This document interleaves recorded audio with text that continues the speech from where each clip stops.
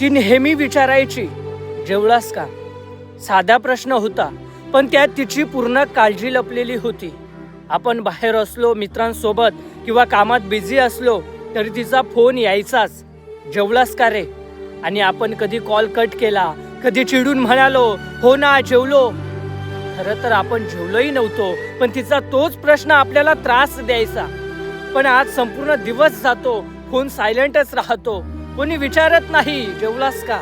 आणि तेव्हाच समजतं तो प्रश्न साधा नव्हता, ते तिचं प्रेम होतं. ती खात्री करायची आपलं पोट भरलंय की नाही, पण खरं म्हणजे ती तिचं मन भरत होती.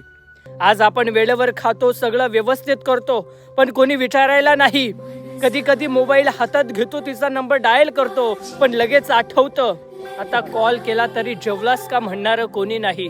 आणि तेव्हाच डोळ्यातून पाणी येतं, कारण भूक अजूनही लागते, पण विचारणारी आई परत कधीच मिळणार नाही. कमेंटमध्ये नक्की आपल्या आईसाठी 2 शब्द लिहा.